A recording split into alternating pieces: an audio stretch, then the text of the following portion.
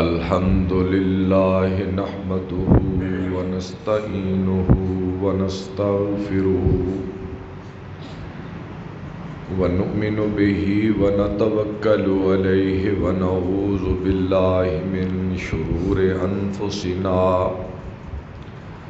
ومن سیئات اعمالنا من يهده الله فلا مضل له ومن يضلله فلا هادي له واشهد ان لا اله الا الله واشهد ان محمدا عبده ورسوله اللهم صل على محمد وعلى آل محمد كما صليت على إبراهيم وعلى آل إبراهيم إنك حميد مجيد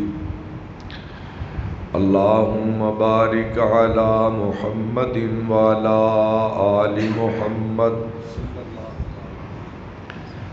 كما باركت على إبراهيم وعلى آل إبراهيم إنك حميد مجيد أما بعد فإن خير الحديث كتاب الله وخير الهدي هدي محمد صلى الله تعالى عليه وآله وسلم وشر الأمور محدثاتها وكل محدثة بدعة وكل بدعة ضلالة وكل ضلالة في النار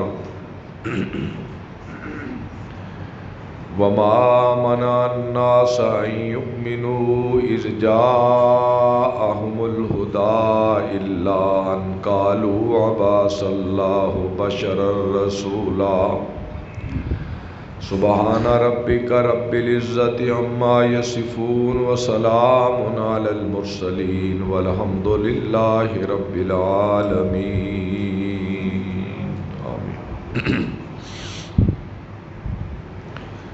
لوگوں کے پاس جب رسول آن پہنچا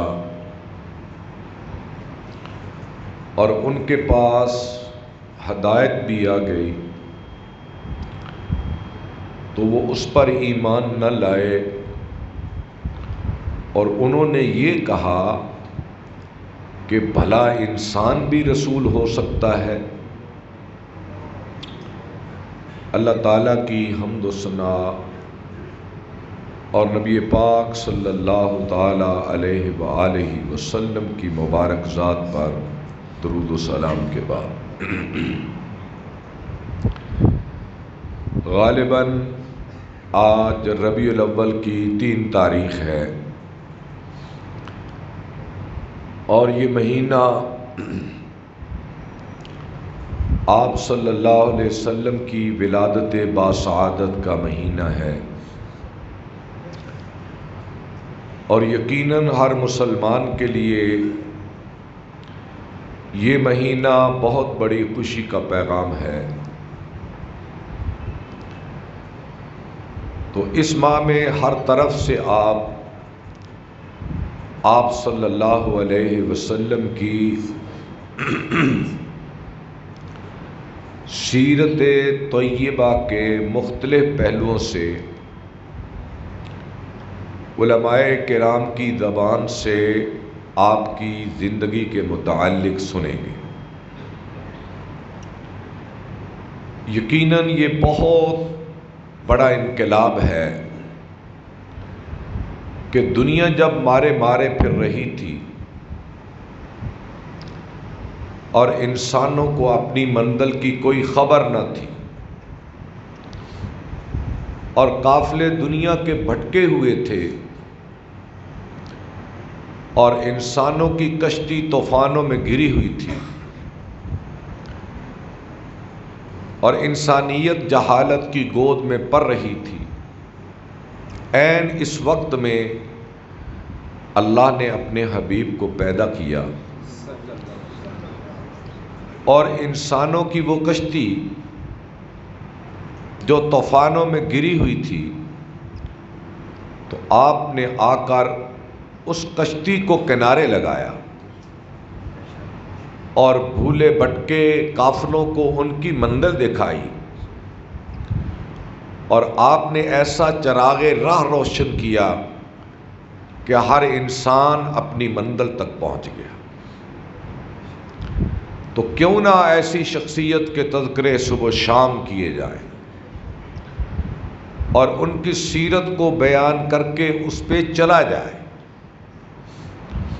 اور ہر دم اس نبی کی نعت کے ترانے گائے جائیں، اور ہر دم اس نبی کی نعت بیان کی جائے، اور اس کی شخصیت، اس کی حیثیت، اس کا مرتبہ، اس کی شان انسانیت کے سامنے رکھی جائے کہ یہ ہیں ہمارے پیغمبر صلی اللہ تعالی علیہ۔ آج کے خطبے میں یہ عرض کروں گا کہ اسلام میں نبوت کا تصور کیا ہے۔ آپ صلی اللہ علیہ وسلم کی خدمات، آپ کی زندگی تو مسلسل اگلے مہینے 2 ماہ میں بیان کریں گے، لیکن آج کے خطبے میں عرض کروں گا کہ اسلام میں نبوت کا تصور کیا ہے، کہ نبی کی ذات آدم سے لے کر حضور صلی اللہ علیہ وسلم تک جتنے بھی نبی گزرے ہیں، اسلام کی نظر میں نبوت کا مقام کیا ہے، نبوت ہوتی کیا ہے۔ اور یہ بنیادی عقیدہ جب تک سمجھ میں نہ آئے تو انسان کا عقیدہ درست نہیں ہو سکتا، اور جب تک عقیدہ درست نہ ہو عمل کا کوئی فائدہ نہیں ہوتا۔ جب آدمی کی منزل ہی ٹھیک نہ ہو تو راستہ جتنا بھی طے کرتا چلا جائے اس کا کوئی فائدہ نہیں ہوتا، اس کا فائدہ ہی کوئی نہیں ہوتا۔ جتنی دوڑ دھوپ کر لے، جتنا سواریوں کو بھگا لے، دوڑا لے، اس کی منزل ہی غلط ہے، اس کا راستہ ہی غلط ہے، تو اس کی سواری کبھی منزل تک نہیں پہنچ سکتی جس کا راستہ درست نہیں، جس کی سمت ٹھیک نہیں۔ آج پوری دنیا میں جتنی حقیقتیں ہیں، جتنی سچائیاں ہیں، جتنی نیکی اور خیر کا جوہر ہے، جتنی بھلائیاں ہیں دنیا میں، اور جتنی نیکی اور اچھائی ہے پوری دنیا میں، وہ معاشرہ کافروں کا ہو یا مسلمانوں کا، ہندوؤں کا ہو جو ہندوستان میں رہتے ہیں، یا پاکستانی مسلمانوں کا، یا بدھ مت کا جو دنیا کا بہت بڑا مذہب ہے، بدھ مت، ہندو بہت بڑا مذہب ہے، عیسائی جو دنیا کا سب سے بڑا مذہب ہے اس وقت، مسلمان، یہودی جو تھوڑے سے ہیں، ہر مذہب میں وہ مسلمان ہو یا کافر،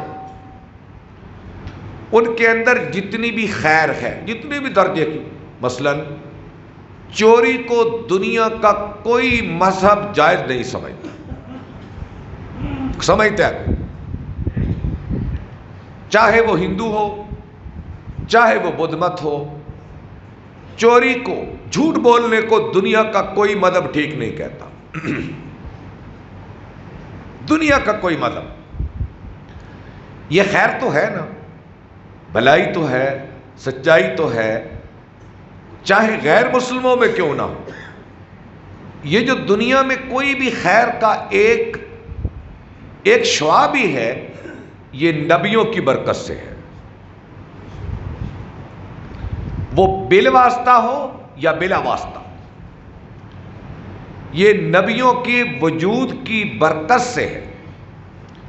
وہ نوح کی برکت سے ہو سکتا ہے، وہ ابراہیم کی، وہ موسیٰ کی، وہ عیسیٰ کی، وہ یسع کی، وہ ذوالکفل کی، وہ نبی دنیا میں آئے اور انہوں نے اپنے اپنے علاقوں میں سچائی تو بیان کی. دنیا اس کے بعد چاہے جتنی بھی گمراہ ہو گئی، ان نبیوں کی تعلیم کا اثر ہے کہ جہاں بھی خیر ہے ان کی وجہ سے. یہ ذہن میں رہے. اور دوسری بات، نبوت ایسا منصب ہے، نبوت ایسا منصب ہے جو طلب سے نہیں ملتا، جو مانگنے سے نہیں ملتا، جو محنت سے نہیں ملتا، جو قابلیت سے نہیں ملتا، جو پڑھنے لکھنے سے نہیں ملتا، جو ریاضت اور عبادت سے نہیں ملتا. نبوت ایک ایسا منصب ہے اللہ جہاں چاہے اس کو عطا کر دے. اللہ جہاں چاہے وہاں عطا کر دے، اور یہ کسی کی اپنی چاہت سے نہیں ملتا. مکے کے لوگوں نے جب حضور صلی اللہ علیہ وسلم نے نبوت کا اعلان کیا تو کہنے لگے، اچھا بھئی ایک یتیم بچہ ہمارے ہاں، اس کو وہ نبی بن گیا؟ کیا اللہ کو نظر نہ آیا قریش کے سردار اور طائف کے سردار، دو بستیوں میں اللہ کو نظر نہ آئے؟ یہ چودھری، یہ روسا، یہ بڑے لوگ، اور اس کو ہی نبی بنانا تھا اللہ نے. یہ ان کا اعتراض. اس کا جواب، اللہ یجعل رسالتہ حیث یشاء، اللہ جہاں چاہتا ہے جس کو چاہتا ہے اپنا نبی بنا لیتا. اور اللہ سے ہم پوچھ نہیں سکتے کہ یا اللہ تو نے اس کو نبی کیوں بنایا اور اس کو نبی کیوں نہیں بنایا. حالانکہ حضور پڑھے ہوئے نہیں تھے، اور مکے میں 17 لوگ تھے جو پڑھنا لکھنا جانتے تھے، حضور ان میں سے نہیں تھے. اللہ نے ایک امی شخص کو نبی بنا دیا، اور امی ہونا آپ کا لقب ہے. امی قرآن مجید میں ذکر ہو. امی کہتے ہیں جو کہیں سے پڑھا نہ ہو، جس کا کوئی استاد نہ ہو، جس کو کسی نے سکھایا نہ ہو، جس نے کسی سے سیکھا نہ ہو. حضور الذین یتبعون النبی الامی،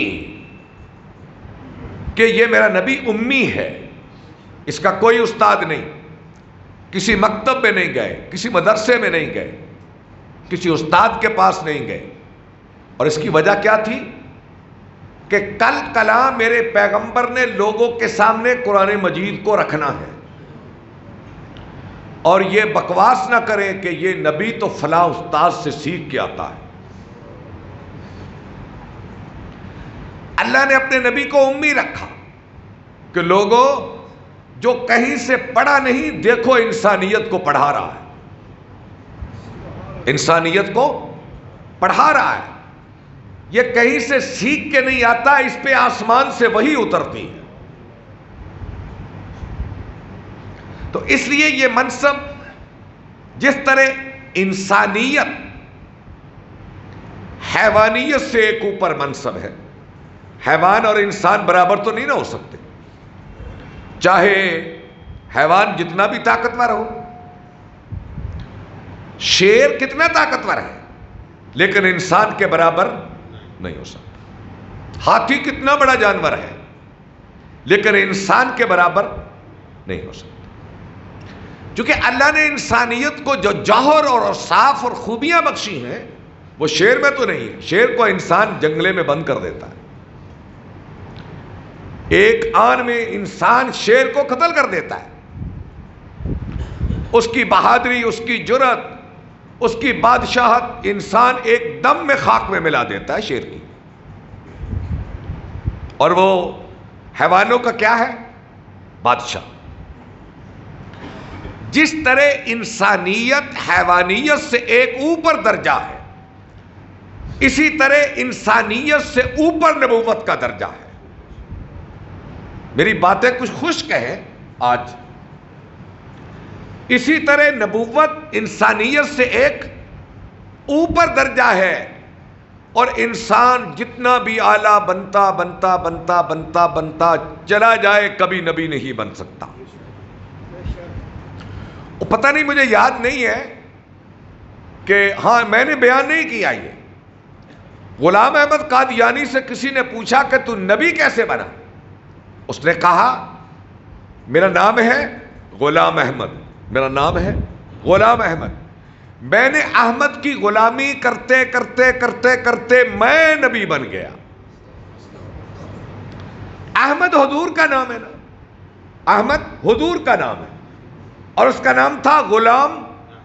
اس نے کہا میں نے احمد یعنی حضور کی غلامی اتنی کی، غلامی کرتے کرتے کرتے میں بھی نبی بن گیا.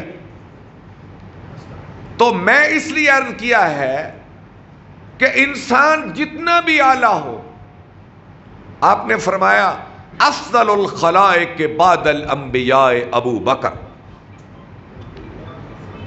افضل الخلائق بعد الانبیاء ابو بکر، پوری کائنات میں نبیوں کے بعد سب سے افضل ابو بکر ہیں. میں ذرا مضمون سے ہٹ کر تھوڑی سی بات محبت سے کرنا چاہتا ہوں. میرا بیٹا مجھے یوٹیوب پر یہ غار سور دکھا رہا تھا. وہ غار اوپر سے ہم 2 بار گئے ہیں، ہماری تو ضرورت نہیں پڑی کہ ہم غار سور پہ چلے جائیں. آپ میں بہت سارے حضرات گئے نا، اگر کوئی غار سور پہ گیا ہو تو ہاتھ کھڑا کریں. 1 2 3. اور گئے کتنے ہیں؟ یہاں سے کتنے لوگ گئے ہیں؟ بہت سارے گئے ہیں، لیکن واللہ میری تو ضرورت نہیں پڑی. 1 کلومیٹر بلندی ہے زمین سے، 1 کلومیٹر تقریباً، کچھ گز کم ہو سکتے ہیں. غار سور جو مکے کے جنوب میں ادھر ہے، اس طرف نیچے سے لے کر اوپر تک یہ غار سور تقریباً 1 کلومیٹر کی بلندی ہے. میں وہاں سوچتا تھا، اور کل دیکھتے دیکھتے بھی میں وہاں غار کی جو بناوٹ تھی اس کو دیکھ رہا تھا، اور اس فاصلے پہ غور کر رہا تھا کہ اتنا مشکل کہ ہم جیسے 40 42 45 سال کا جوان ہوتا ہے آدمی کہ جرت نہیں پڑتی، اتنی گرمی ہے، چلے گئے تو واپس کیسے آئیں گے، پتہ نہیں کیا ہوگا راستے میں. بھائی میری تو ضرورت نہیں پڑی.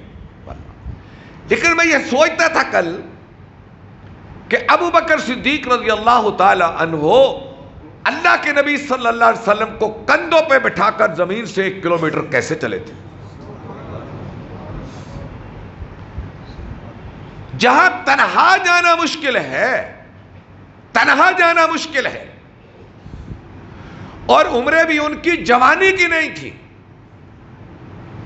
حضور نبی پاک صلی اللہ علیہ وسلم 53 سال کے ہو چکے تھے، 53، اور ابو بکر صرف 2-2.5 سال حضور سے چھوٹے تھے. یعنی وہ بھی 50 کے عشرے میں تھے، 50 سال.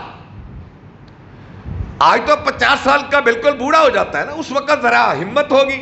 اس کے باوجود سیدنا ابو بکر صدیق رضی اللہ تعالی عنہ کا حضور کو کندھوں پہ بٹھا کر 1 کلومیٹر بلندی پہ جانا کچھ کم نہ تھا. چھوٹی بات نہیں ہے. ویسے ہم نے جانا نہیں، سیدنا ابو بکر صدیق کا اتنا مقام ہے کہ ہم جان ہی نہیں سکے. اور آپ نے فرمایا تھا میں تمام انسانوں کے احسانات کا بدلہ دے کے جا رہا ہوں سوائے ابو بکر کے، اور مجھے امید ہے کل قیامت کے دن میرا اللہ ابو بکر کے احسانات کا صلہ اپنی خزانوں سے دے گا. اتنے بڑے انسان تھے. اچھا وہ کندھوں پہ لے گئے، اور آپ کی بیٹی حضرت اسما جن کی ابھی تھوڑی سی عمر تھی، 20 بلکہ 15 سال سے بھی کم، اس کے آگے پیچھے عمر تھی ان کی. اور سیدنا ابو بکر صدیق کا جو گھر ہے نا، گھر وہاں سے لے کر غار سور کا فاصلہ 3 میل سے کم نہیں ہے. کتنا؟ 3 میل سے کم نہیں ہے. وہ گھر سے کھانا پکاتی اور 14-15 سال کی بچی 20 سال سے آگے پیچھے کی بچی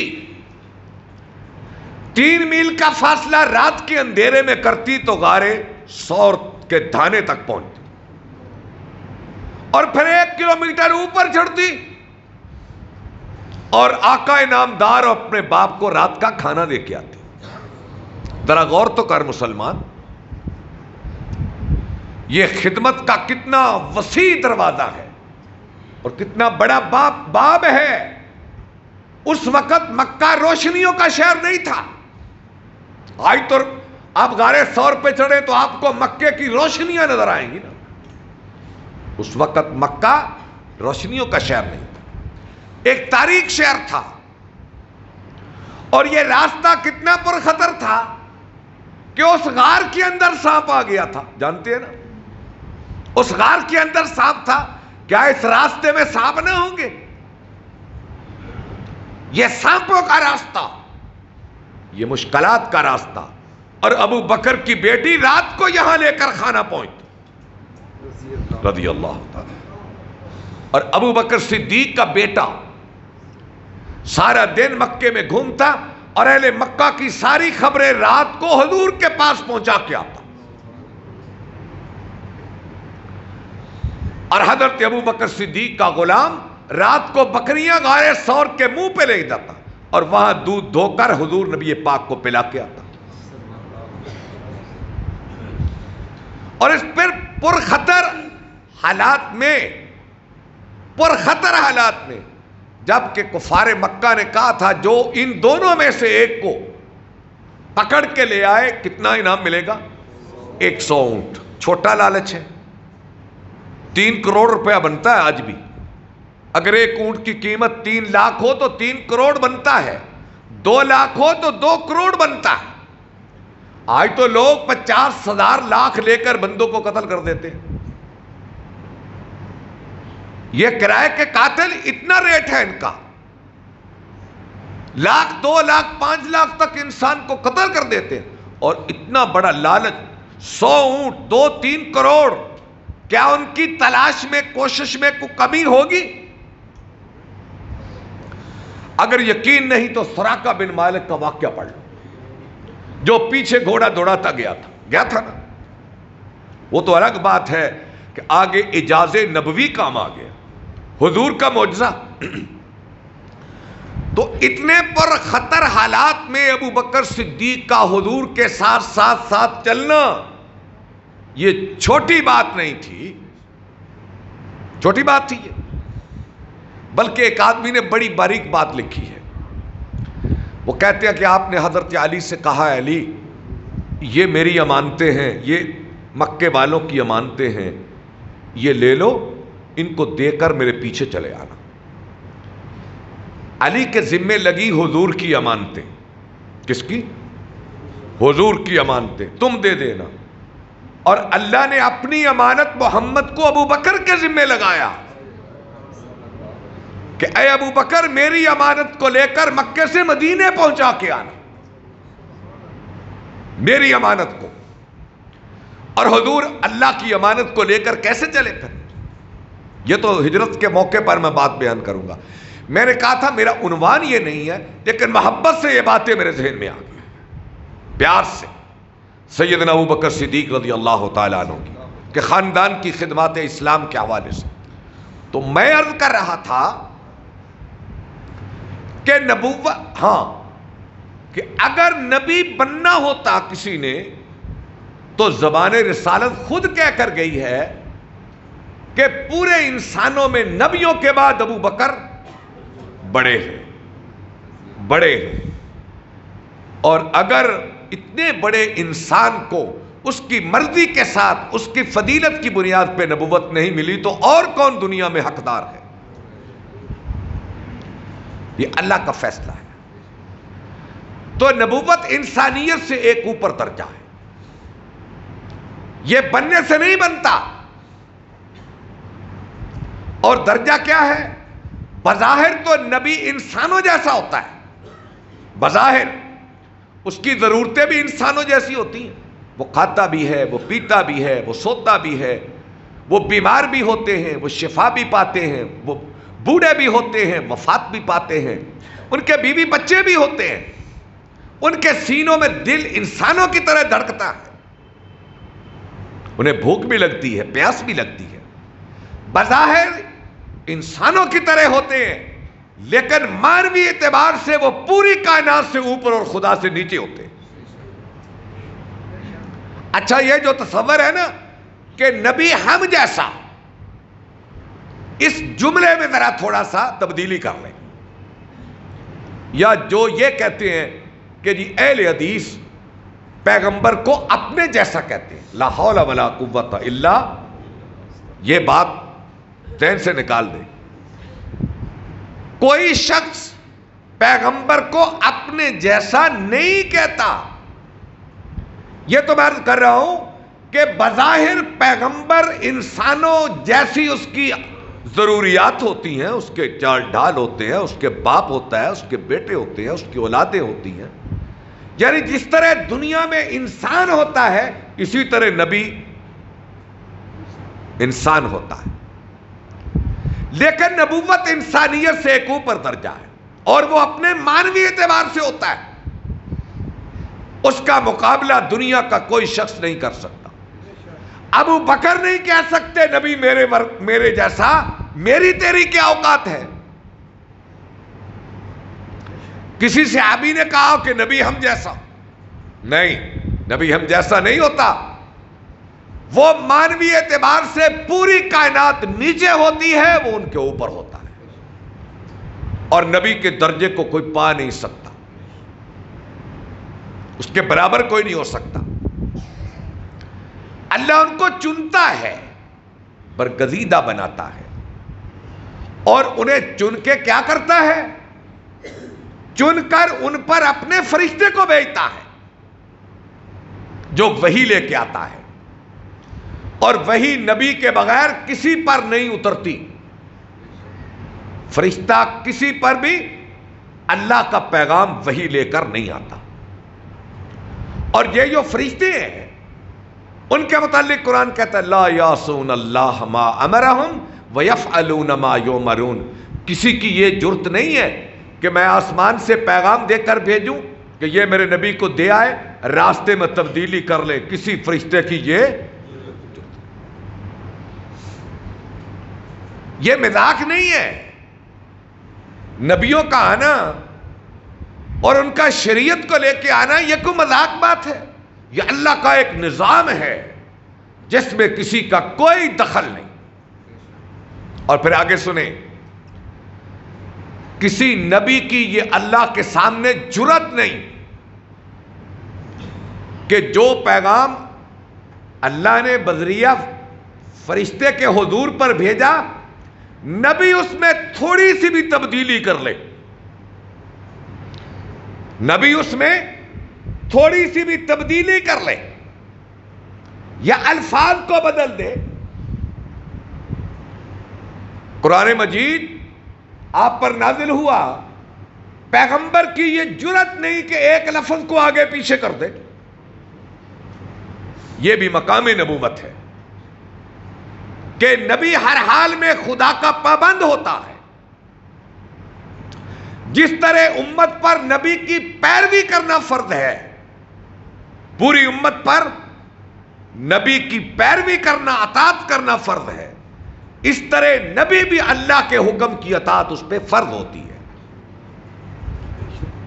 اور پیغمبر کی اطاعت اس لیے لازم ہے کہ وہ خدا کا فرستادہ ہوتا ہے، اللہ کا الجی ہوتا ہے، اللہ کا رسول ہوتا ہے، اس پہ پیغام خدا آتا ہے، اس نسبت سے وہ کائنات میں سب سے بڑا ہو جاتا ہے۔ قرآن مجید کی ایک بڑی سخت آیت ہے، آپ اس کا ترجمہ سنیں۔ کچھ لوگ کہتے ہیں جی اہل حدیث وہ آیتیں نکالتے ہیں جس میں نبی کی گستاخی ہوتی ہے۔ بھلا قرآن بھی نبی کی گستاخی کر سکتا ہے؟ اللہ معاف کرے، لیکن اللہ حق کہنے سے شرماتا نہیں، اللہ حق کہنے سے شرماتا نہیں. قرآن مجید کہتا ہے وَلَوْ تَقَوَّلَ عَلَيْنَا بَعْضَ الْأَقَاوِيلِ لَأَخَذْنَا مِنْهُ بِالْيَمِينِ ثُمَّ لَقَطَعْنَا مِنْهُ الْوَتِينَ فَمَا مِنْكُمْ مِنْ أَحَدٍ عَنْهُ حَاجِزِينَ. ترجمہ سنیے کہ اے لوگو، اگر میرا رسول ایک بات بھی اپنی طرف سے ملا دے نا میرے حکم میں، لَأَخَذْنَا مِنْهُ بِالْيَمِينِ، ہم اس کا دایاں ہاتھ پکڑ لیں گے. ثم لقطعنا منه الوتین، پھر ہم اس کی شارک کاٹ دیں گے. ترجمہ پڑھ لیں قرآن کا. یہ خدا کہتا ہے، میں تو نہیں کہتا. پھر ہم اس کی شارک کر دیں گے. کس کی؟ نبی کی. اگر کیا کرے؟ اپنی طرف سے ایک جملہ بھی بنا کر میرے حکم میں شامل کر دیں. فما منکم من احد عنہ حاجزین، اور پھر میرے رسول کو بھی خدا سے کوئی چھڑا نہ سکے گا. میرے رسول کو بھی کوئی خدا سے. او بھائی، اتنے معاملے سخت ہیں، اتنے بڑے رب کے ہم بندے ہیں، اتنے طاقتور خدا کے ہم بندے ہیں، کیونکہ وہ قادر ہے، وہ قدیر ہے، وہ مقتدر ہے. وہ ان اللہ علی کل شیء قدیر ہے، وہ قہار ہے، وہ جبار ہے، وہ متکبر ہے. اس سے بڑا کوئی نہیں، کوئی اس سے بڑا نہیں. اچھا جی، آگے چلیں. اور نبی اللہ کی اجازت کے بغیر بولتا بھی نہیں. وما ينطق عن الهوى ان هو الا وحی. ہماری وحی ہوتی ہے، وہ لوگوں کو سناتا ہے. لیکن یاد رکھیں کہ پیغمبر کی ذات جس مقام پر بھی پہنچ جائے، ہمارے نبی اتنے بڑے ہیں کہ آسمانوں پہ وہ گئے ہیں. آسمانوں پہ جسم کے ساتھ گئے، روح نہیں گئی آپ کی. روح بھی، جسم بھی آسمان پہ گیا، اور وہاں تک گئے جہاں جبریل ساتھ چھوڑ گیا. کہنے لگا اے محمد عربی صلی اللہ علیہ وسلم، اس سے آگے جبریل نہ کبھی گیا ہے، نہ اجازت ہے، نہ جا سکتا ہے، اور جہاں آپ بھی جا سکتے ہیں. اور حضور کہتے ہیں مجھے نور کے پردوں میں یہاں تک اٹھایا گیا، نور کے پردوں میں یہاں تک اٹھایا گیا. ما زاغ البصر وما طغى لقد رأى من آیات ربہ الکبریٰ. اور میں وہاں پہنچ گیا جہاں آنکھ رک گئی، اور میں نے رب کی بڑی بڑی نشانیاں دیکھی. اور یہ ہمارے پیغمبر صلی اللہ علیہ وسلم، اتنے بڑے نبی جن کی انگلی اشارہ کرے اللہ کے حکم سے چاند 2 ٹکڑے ہو، ہے نا؟ اور جن کی انگلی پانی نکالے، جن کی انگلی سے پانی نکلے اور ہزاروں صحابہ پانی پی جائے، اور جن کے جنگ خندق پڑھ لیں آپ کہ ایک پاؤ کھجوریں آپ اس میں ہاتھ رکھیں، آسمان سے کھجوریں برسنی شروع ہو جائیں. جابر کے گھر میں جائیں، 2-4 کلو آٹا، ایک چھوٹی سی ہنڈیا، اس کو ہاتھ لگائیں تو سینکڑوں صحابہ کھانا کھا کے سیر ہو جائیں، آٹا بھی باقی ہو، سالن بھی باقی. یہ ہے میرے پیغمبر صلی اللہ علیہ وسلم. بلغ العلا بکمالہ کشف الدجا بجمالہ حسنت جمیع خصالہ صلو علیہ. یہ ہے میرے آقا. لیکن ان ساری بلندیوں کے باوجود پیغمبر میں الوہیت کا شیبہ نہیں ہوتا. میں نے کیا کہا ہے؟ ساری بلندیوں خوبیوں کے باوجود پیغمبر میں خدائی کا شیبہ نہیں ہوتا کسی درجے پر بھی. کہ پیغمبر نہ تو خدا کی ذات میں سے ہوتا ہے، نہ خدا کی اولاد ہوتا ہے، نہ خدا کا اوتار ہوتا ہے، اور نہ خدا کا رشتہ دار ہوتا ہے. جتنے بھی بلند ہو جائیں، الوہیت اور چیز ہے، نبوت اور چیز ہے. الوہیت اور چیز ہے، نبوت اور چیز ہے. اگر ہم نبیوں کو یہ مان لیں کہ اللہ کے بیٹے ہیں یا اللہ کی ذات میں سے ہیں، تو نبیوں کی حیثیت کیا رہ جاتی ہے؟ اور بھئی پھر نبیوں کی حیثیت کیا ہے؟ پھر نبیوں کے معجزے ان کی کیا حیثیت ہے؟ اگر خدا کا بیٹا ایک معجزہ دکھا دے تو اس کی کوئی حیثیت ہے؟ کیونکہ یہ تو اللہ کا بیٹا ہے، یہ تو بڑے بڑے کام کر سکتا ہے، یہ تو بڑے بڑے کام کر سکتا ہے۔ اگر اللہ کا بیٹا ہو یا اللہ کی ذات میں سے ہو تو پھر عیسیٰ کے یہ معجزے، عیسائیوں نے کہا نا عیسیٰ علیہ السلام اللہ کے کیا ہیں؟ بیٹے ہیں، اور پھر ان کے یہ معجزے، زندہ مردہ کو زندہ کرنا، پرندہ مٹی کا بنا کے اڑا دینا، اور برس کی بیماری کو شفا مل جانا، یہ جو ان کی خوبیاں ہیں تو ان کی تو کوئی حیثیت ہی نہیں، کیونکہ وہ تو خدا کا بیٹا ہے۔ خدا کا بیٹا تو جو جی چاہے کر لے، پھر ان کی کیا حیثیت ہے؟ تو اس لیے میرے بھائیوں، کسی صورت بھی نبوت میں الوہیت کا شائبہ نہیں ہوتا، اور اگر ہم نبی کو کسی درجے پہ الہ ماننا شروع کر دیں تو نبوت بھی مشتبہ ہو جاتی ہے اور توحید بھی مشتبہ ہو جاتی ہے۔ نہ توحید کے دامن میں کچھ رہتا ہے، نہ نبوت کے دامن میں کچھ رہتا ہے، پھر دونوں کے اندر کوئی حیثیت نہیں رہتی۔ اس لیے الہ اور ہوتا ہے، نبی اور ہوتا ہے۔ دیکھیں بھائی، آج عیسائی کتنی ڈٹائی سے کہتے ہیں کہ عیسیٰ علیہ السلام اللہ کے بیٹے ہیں، اور قیامت کے دن اللہ کی دائیں جانب کرسی پہ بیٹھ کر عیسیٰ انصاف کریں گے، عدالت لگائیں گے۔ یہ ان کی ساری کتابوں میں عیسیٰ کے متعلق یہ عقیدہ موجود ہے کہ قیامت کے دن عیسیٰ علیہ السلام اللہ کی دائیں جانب بیٹھ کر انسانوں میں انصاف کریں گے۔ اور ان کا عقیدہ کیا ہے کہ عیسیٰ علیہ السلام وہ خدا تھے، خون اور گوشت کا لباس پہن کر دنیا میں آئے، پھر آسمان پہ چلے گئے۔ یہ عیسیٰ الہ ہے، قیامت کے دن انصاف کریں گے۔ لیکن ہماری کتاب حمید قرآن مجید کیا کہتا ہے؟ قرآن مجید کہتا ہے اللہ کی ذات عیسیٰ علیہ السلام سے قیامت کے دن کہیں گے، اے عیسیٰ ذرا آگے تو آؤ، ذرا تھوڑا سا آگے تو آؤ۔ اَأَنْتَ قُلْتَ لِلنَّاسِ، ذرا توجہ فرمانا، اَأَنْتَ قُلْتَ لِلنَّاسِ، کیا تو نے کہا تھا انسانوں کو اتخذونی وَأُمِّيَ إِلَٰهَيْنِ مِن دُونِ اللَّهِ، کہ مجھے اور میری ماں کو خدا مانو، الہ مانو؟ تم نے کہا تھا؟ ذرا اللہ کا لہجہ دیکھو، اللہ کا لہجہ دیکھو عیسیٰ علیہ السلام سے، انت قلت، یہ نہیں کہا یا عیسیٰ، یا نبی، یا رسولی، اے میرے رسول، اے میرے نبی، اے میرے نہیں، اللہ کا لہجہ دیکھو، انت قلت للناس، کیا تو نے کہا تھا لوگوں سے کہ مجھے اور میری ماں کو خدا بنا لو؟ عیسیٰ علیہ السلام کیا کہیں گے؟ فلما توفیتنی کنت انت الرقیب علیہم، یا اللہ مجھے تو پتہ ہی نہیں، جب تو نے مجھے فوت کر لیا تو میرے بعد انہوں نے یہ عقیدہ بنایا تھا، مجھے تو خبر ہی نہیں۔ اچھا عیسیٰ ایسے ہوا ہے؟ جی اللہ سے۔ آپ کیا کریں؟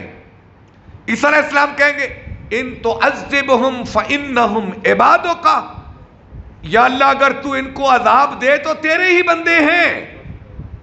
یہ عیسیٰ کی منت ہے جسے پنجابی میں ترلا نہیں کرتے، اللہ کے سامنے عیسیٰ کی منت ہے، ان تعذبہم فانہم عبادک، یا اللہ اگر تو ان کو عذاب دے تو تیرے ہی بندے ہیں، وَإِن تَغْفِرْ لَهُمْ فَإِنَّكَ أَنْتَ الْعَزِيزُ الْحَكِيمُ، اگر تو ان کو معاف کر دے خدایا تو بڑی عزت والا ہے۔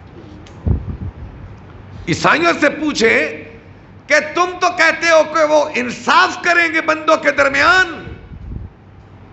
وہ تو اللہ کے سامنے منت کریں گے، خدایا میری امت کے ان گناہگاروں کو معاف کر دے۔ تو اگر ہم نبی میں الوہیت کا کوئی شیبہ بھی ہم داخل کریں تو میرے بھائیوں یہ نبی کی ذات کے لائق نہیں۔ حضور جتنے بھی اوپر چلے گئے آپ کیا کہتے تھے؟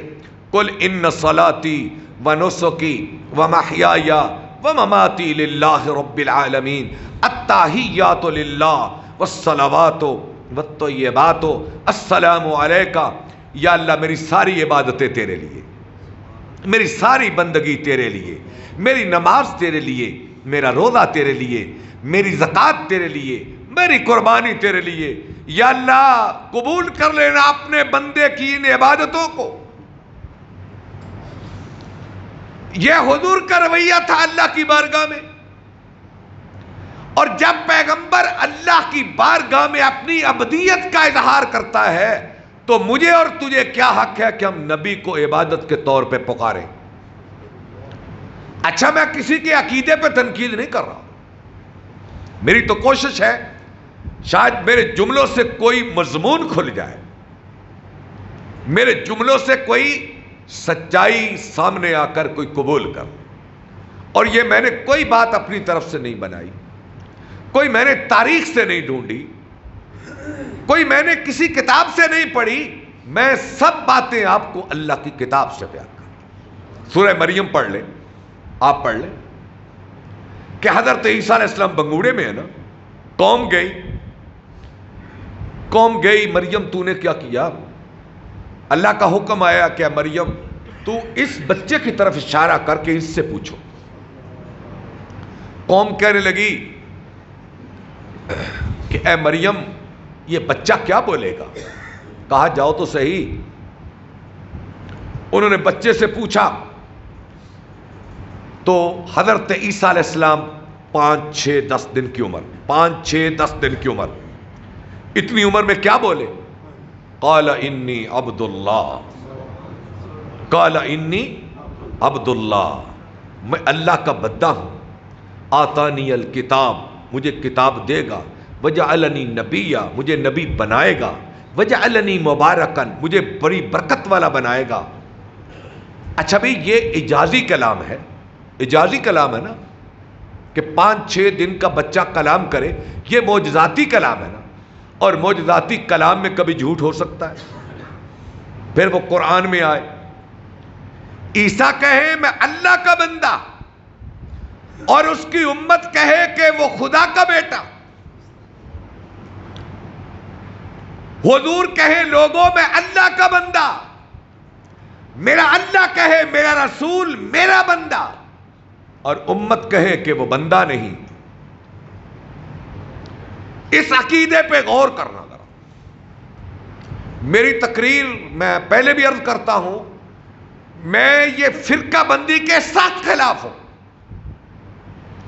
یہ ممبر و محراب سے جو ایک فرقے کے عالم دوسرے فرقے پر، ان کے مسائل پر، وہ ان کے مسائل پر جو باتیں کرتے جس سے انتشار پیدا ہوتا، میں نہیں کرتا، نہ میں اس کا قائل ہوں، اور میں اس فرقہ بندی کا قائل ہی نہیں ہوں۔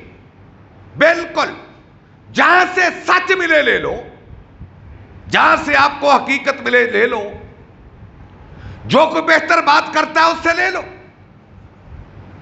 جو بھی کرتا ہے۔ ان سارے مسالک سے اللہ نیکوکاروں کو جمع کر کے جنت میں بھیجے گا۔ آج ہر فرقہ جنت کا وارث بنا ہوا ہے کہ ہمارے سوا کوئی جنت میں نہیں جائے گا۔ آپ جس فرقے سے بھی پوچھ لیں، وہ کہے گا ہمارے سوا جنت میں کوئی نہیں جائے گا۔ ایسی بات نہیں ہے، لیکن جو عقیدے کی بات کر رہا ہوں کہ جس طرح حیوانیت سے انسانیت اوپر درجہ ہے، اسی طرح انسانیت سے نبوت اوپر درجہ ہے، اور اسی طرح نبوت سے الوہیت اوپر درجہ ہے۔ کیا خیال ہے؟ اسی طرح نبوت سے الوہیت اوپر درجہ ہے۔ اوپر کے درجے کو اوپر مانو، الہ کو الہ مانو، اور الوہیت کے شعبے نبوت میں داخل نہ کرو، اور نبی کو اس درجے پر مانو کہ کوئی انسان یہ نہ کہے نبی مجھ جیسا، اور کسی انسان کو حیوان سمجھ کر اس کی توہین نہ کرو، کسی انسان کو انسان سمجھ کر اس کی توہین کر کے اسے حیوان نہ سمجھو. تو میں اپنے عنوان کو یہیں سے آئندہ جمعے میں چلاؤں گا. وآخر دعوانا ان الحمدللہ.